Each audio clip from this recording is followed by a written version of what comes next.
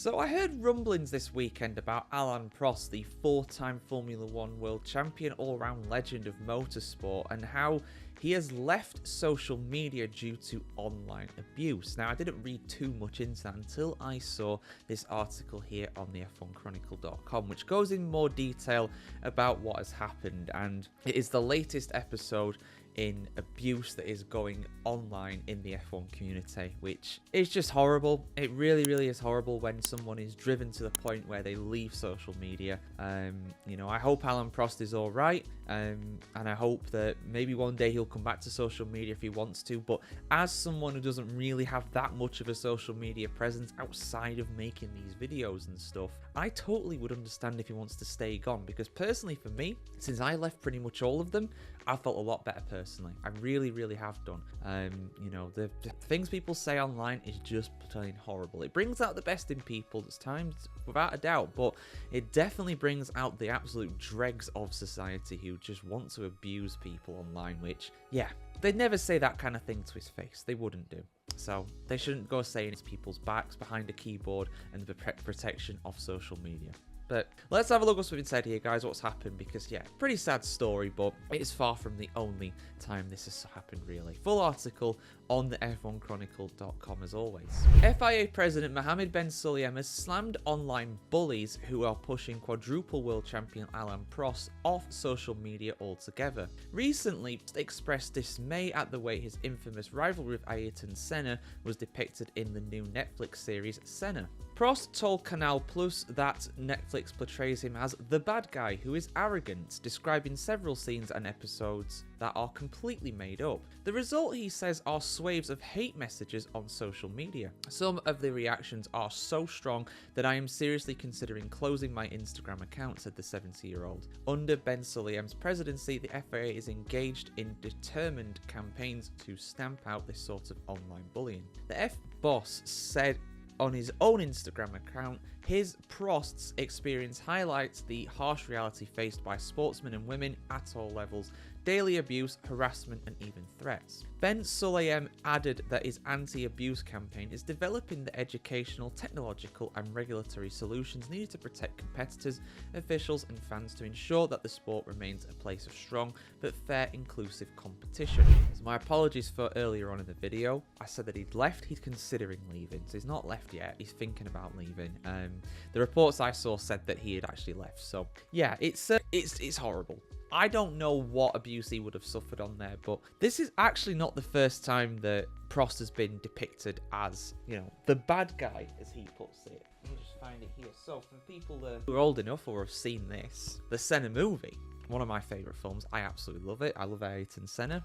Hell, I love Brazil, never been, but I love the football team as well, to be fair. But yeah, I mean, it's you know, it's not the first time that this has happened where Prost has been depicted as a bully, and I haven't seen the Netflix Senna series yet. I just want to preface that, you know, so I'm not going to judge on what's been happening there, but I have heard it has taken more than a bit of creative license when it comes to certain scenes that are very much made up, you know, and Prost obviously bearing the brunt of that because Prost was Senna's main rival during his racing days, so it's not a surprise that is the case. Now, the difference is, right, between this movie and the Netflix series is the timing. And what I mean by that is the fact that that Netflix series of Senna, which I think came out at the back end of last year, but anyway, this year or last year, very recent, social media age, digital age, all that sort of stuff. This came out, I think, in 2009, something like that, 2008, around then anyway. I can't find the actual, 2010, there we go. So, a while ago, yes, social media was around, it was a thing 15 years ago, definitely, but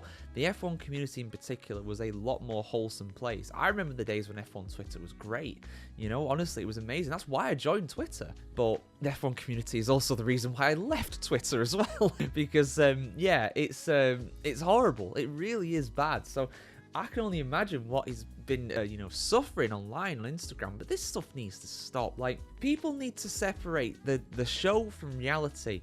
If you want a documentary, I would recommend actually watching the Senna movie, but the director's cut, not the theatrical release. The theatrical release very much does paint Alain Prost as the bad guy, as the antagonizer, and that makes an interesting narrative, right? That being from a story point of view, that makes it better. Just like with Rush as well, with Niki Lauda and James Hunt, those guys didn't hate each other anywhere near as much as what that film makes out, right?